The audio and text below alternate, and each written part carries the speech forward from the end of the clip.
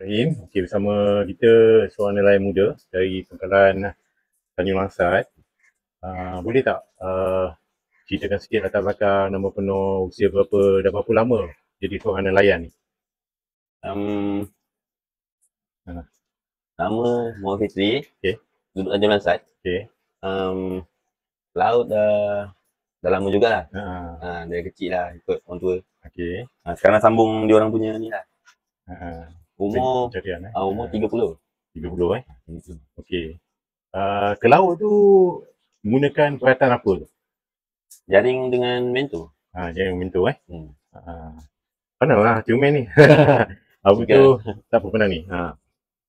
Guna bento lah. Guna mentor. Okey.